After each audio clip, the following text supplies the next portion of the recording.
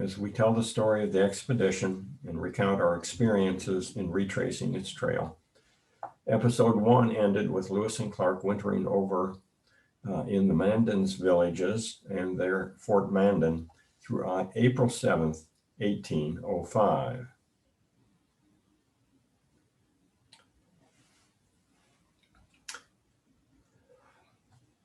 For episode 2, we will follow Lewis and Clark from their winter location at Fort Mandan in North Dakota, starting out in early April 1805, and follow them westward on the Missouri River and what lay beyond. We will retrace by car, tourist boat, and canoe. But first, we detoured to Teddy Roosevelt National Park. That is tucked in at the western boundary of North Dakota, somewhat south of the Missouri River. This was to experience more closely the landscape and wildlife Lewis and Clark would have experienced. Indeed, as we arrived, 3 bison appeared over the top of a ridge, inspecting the passing cars. The Missouri River winds its way through intricately eroded bluffs, forming fascinating shapes. Here's some more of the Missouri River. A herd of about 50 bison crossed the highway, blocking traffic for quite a while. Here's one of the herd afterwards. There are very few physical relics of the expedition that have been found, but here is the one we saw. On July 25, 1806, on the return on the Missouri, William Clark carved his name and date on a rock. W. Clark, July 25, 1806.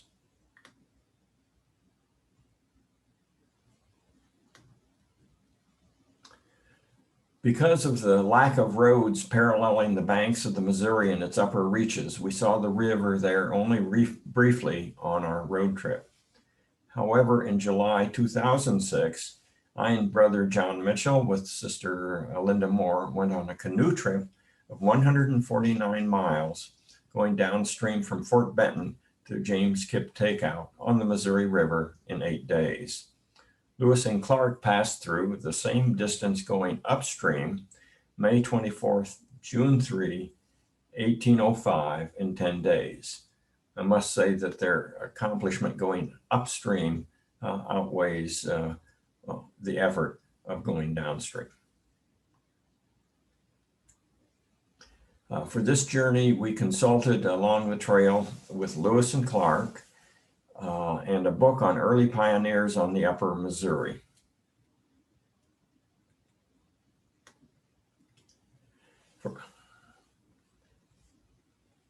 We traveled in one long 3-person canoe, shown here with all our gear.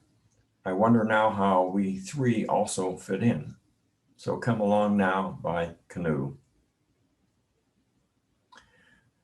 The bluffs on the upper Missouri exhibit diverse formations.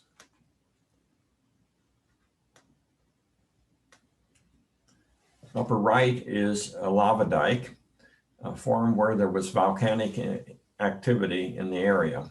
Lava flows into a narrow canyon on a fault line. If the lava is harder than the surrounding rock when it cools, eventually we are left by erosion with only the lava formation.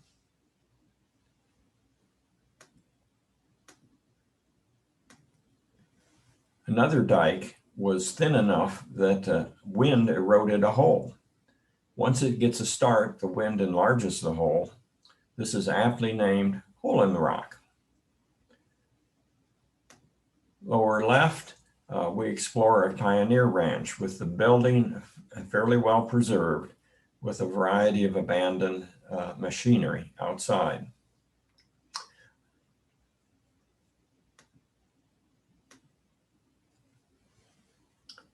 The general experience of pioneers was a first-year bountiful harvest of wheat, followed by minimal or total failure of harvests.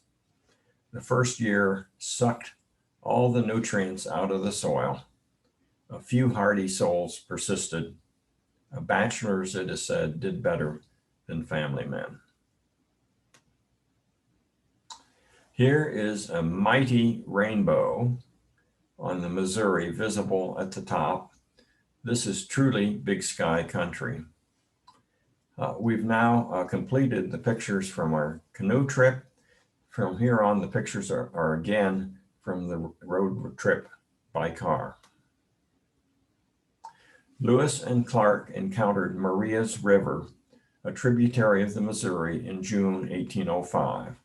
The confluence is named Decision Point. Maria's River had just about the same flow as the Missouri. Therefore, they could not be sure which river might be the one that continued the most westward.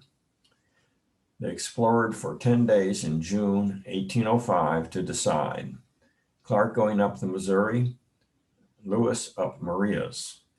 In fact, the first scouting resulted in a decision to do a second scouting trip at greater length, hence the total of 10 days. The outcome, Maria's headed north into Canada. The expedition chose to continue on the Missouri, a most fortunate decision for the voyage.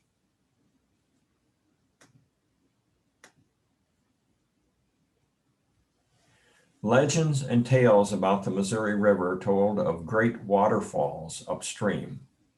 It seemed likely that this was so, but nothing was known about how far up the river they might be. Here are the Great Falls of the Missouri, some distance after the Maria's River. Presently, 4 dams span the river for hydroelectric power.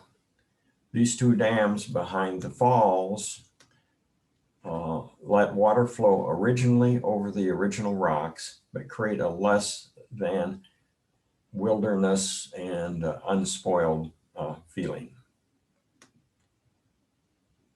And you can see the outcome of that. June 13th, July 14th, 1805. The location is at the aptly named city, Great Falls, Montana. The city totally relies on electricity, primarily from the falls, for energy. On reaching the legendary Great Falls, they attempted a difficult portage up the falls. Lewis and Clark spent 31 days in the Great Falls area. The portage of almost 4 miles and steep was most difficult. They constructed crude carriages to help the boats move upward. The great boat was hopeless, it turned out. It was buried on the hope of resurrecting it for the return voyage. However, parts for a more modest boat had been carried all this way and assembled to replace it.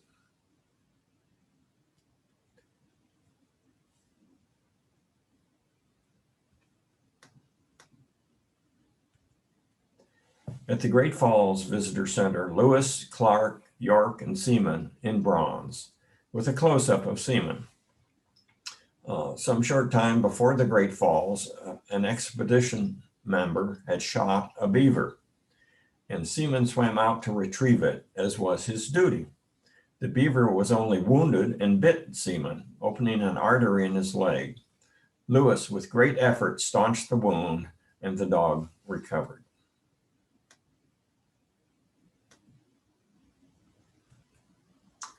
Farther on, the Missouri continues peacefully for a stretch. Here we found Great Springs close above the Great Falls. Here's Cindy at the spring, and the site is used as a trout nursery. And here are some of the trout swimming around. And there's also a river flowing out of the spring into the Missouri called the Roe River, R-O-E, a fish joke. The world's shortest river at 201 feet. This is an iffy honor, but it's good PR. Then the gentle landscape disappears. Next along the river are the gates to the mountains. where the Missouri narrows and the broad banks are replaced by a gorge.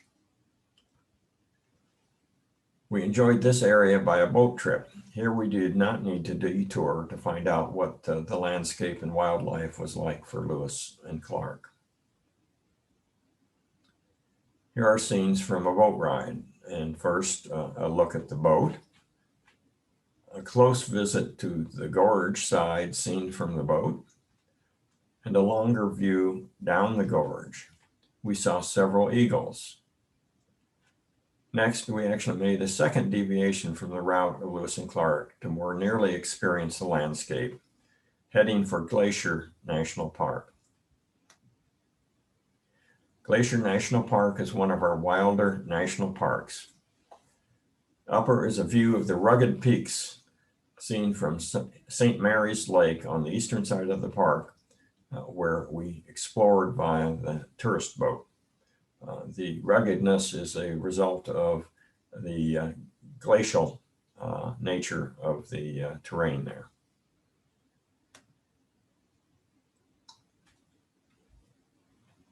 Lower left, a closer look at one of those peaks. Note the size of the glacier.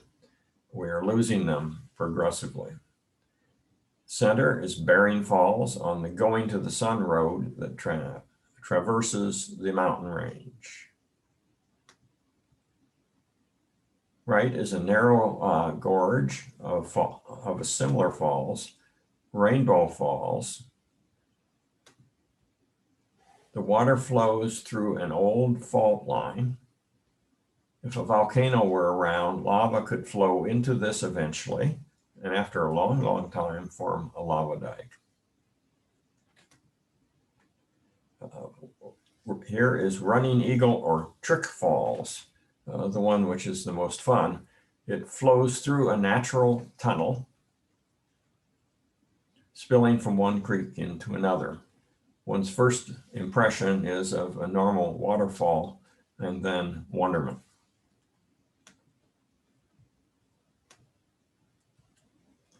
This is Triple Divide Peak.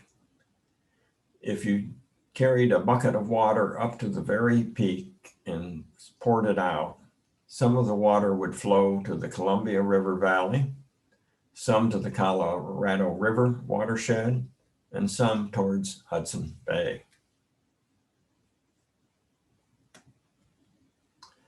2003 saw many forest fires in the West, perhaps not quite as many as recently in 2020. Glacier Park was no exception. Upper left, or upper picture, a flare-up in a valley neighboring the Going to the Sun road.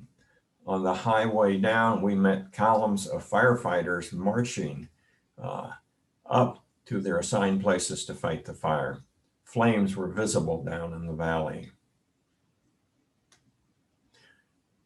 Here is a flare-up on the east side of Glacier Peak.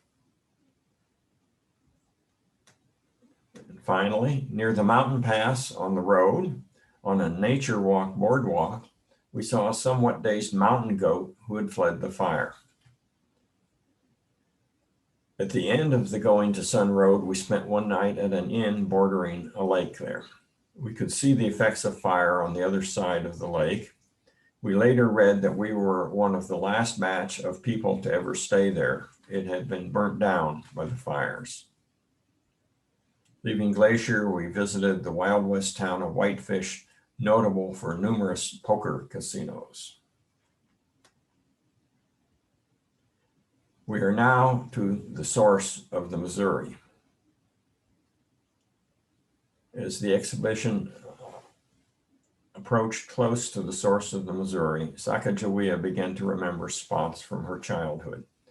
She had been captured near the source in a raid on the Shoshone tribe, leading eventually to her subsequent forced marriage to Charbonneau. She was caught after running 3 miles from the battle site. Here's the source of the Missouri, a 3-way split at Three Forks, Montana. The Jefferson, Madison, and Gallatin rivers meet to form the Missouri. The actual confluence is a low-lying cow pasture. See in the upper right-hand picture, dark spots on the grass on the left half of the picture are cows. There's no development at the source because of the flat land, which frequently floods. Once again, here there was the decision as to which of the three forks was the principal one, which might lead the farthest. The Corps was split into three parts to investigate. Lewis's group arrived at Three Forks on July 27, 1805. Between them and the Pacific Ocean now loomed the rugged Bitterroot Mountains. The Bitterroot Mountains, 100 miles to cross, and the end of a dream for a wider connection across the continent. It was August 20, 1805, and winter approaching, still on the eastern side of the Continental Divide. Lewis and Clark were very disappointed, but this did not deter them from proceeding. They chose to follow the Jefferson River Fork in search of the Shoshone tribe. The river became shallow with rapids, signaling nearing the end of the Missouri River watershed. Here is a large Lewis and Clark mural at a grocery store in Kooskia, Idaho. On the left, the expedition meets Shoshones on the right in the foothills of the Bitterroot. They came across the tracks of the Shoshones and followed them. Eventually, they came across the tribe August 13, 1805. Many arrangements would be needed with the local tribes for supplies, instructions, and guides. This was miraculously aided when it turned out that the Shoshone chieftain was Sacagawea's brother. The soldiers hunted and made new heavy clothing for the coming winter.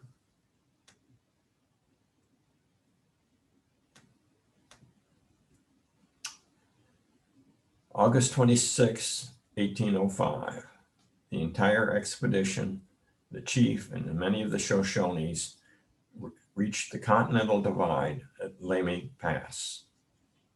From there, they could see miles and miles of mountains before them for the Corps of Discovery to struggle through.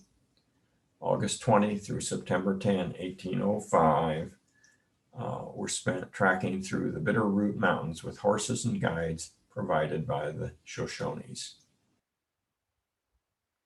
Here's a chipmunk at a picnic spot in the Bitterroots. And there's the chipmunk, eating something red. Next, standing by a pirogue, essentially a dugout canoe, reconstructed, not original. This is at the canoe camp after traversing the Bitterroots, where the expedition made pirogues for the journey down to the Columbia, passing through the Cascades Rapids. The original set of boats were left behind at Great Falls or before the Bitterroot Mountain crossing. The weather and the availability of food deteriorated as winter approached.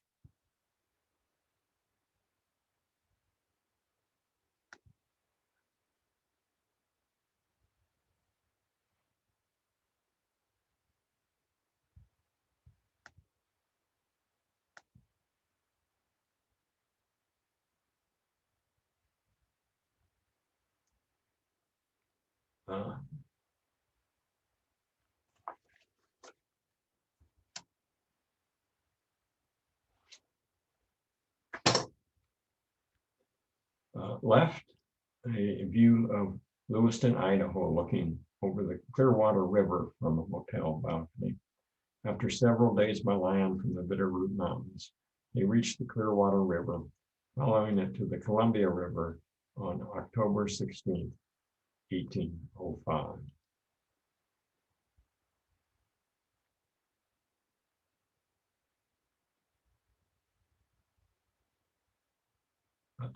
Left, a view of Lewiston, Idaho, looking over the Clearwater River from the motel balcony. After several days by land from the Bitterroot Mountains, they reached the Clearwater River, following it to the Columbia River on October 16, 1805. And beneath it, that picture, the Snake River flowing into the Columbia River, noted for its jet boat rides and deep gorges. And right, looking at a 300-foot long Lewis and Clark timeline that Rooster's Landing, Maryland, Clarkston, Washington, catering to jet boat rides on the Snake River. We enjoyed walking it and reviewing the places we had seen, and we're excited about what was yet to come. Now in the Columbia Gorge.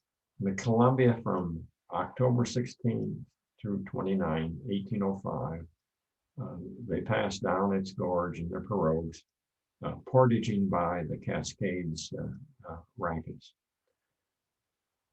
Two views of the Columbia River Gorge. We passed over the Cascades, now buried underwater by the reservoirs. On a road trip through the gorge on the Columbia, we took a day cruise on the boat Columbia Gorge. We then reached Portland, which was our base as we explored the Lewis and Clark sites near the ocean. And we reached the Oregon coast. This is a view to Crescent Beach at Dakota State Park, Oregon. Beneath it, sea lion rocks. And Cindy, on this very windswept viewing point trail at Dakota, I had her permission to show this picture. Like us in 2003, the expedition faced foul conditions near the Oregon coast. On arriving at the mouth of the Columbia in the Pacific Ocean, the Corps camped on the north side of the river. They were weather-bound due to high winds and waves for 10 days. They decided they needed to move to a more sheltered place when the weather let up. After the 10 days there, they moved to the south side, 2 miles inland on the Netu River. They constructed a wooden fort and lived there through the winter, staying more than 4 months, 1805-06. This was to be Fort Clatsop. The men once again constructed a fort for winter along similar lines as those for the 2 prior winters. Upper left, outside of the fort, and a bit of the small visitor center. And here, lower right, the entrance to one of the intersections, and on the left, interior of the living quarters, bunk beds. Another seashore view, this one near Seaside, Oregon.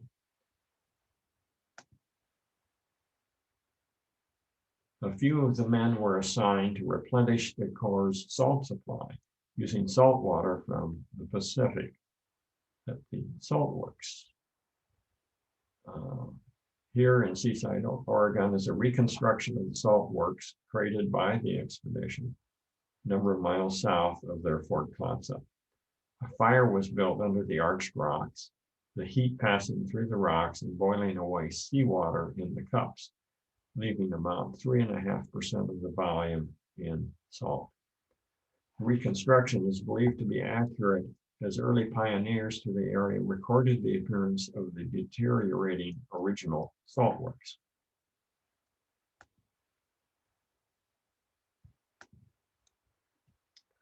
At Fort Clatsop, Clark had an air rifle.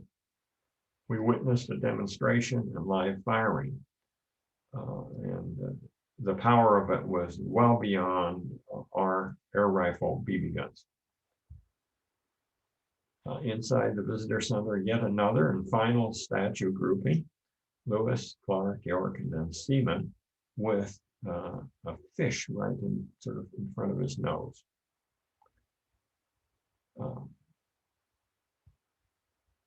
here I am with another reconstructed pirogue, somewhat larger and more sturdy. To the right, the canoe launch at Fort Clatsop, and in distance, a current Native American salmon trap with poles sticking up above the waterline. The salmon going upstream are trapped between rows of nets and typically have a hard time getting out of there. There, Lewis and Clark and the expedition wintered from November 15th, 1805 through March 22nd, 1806.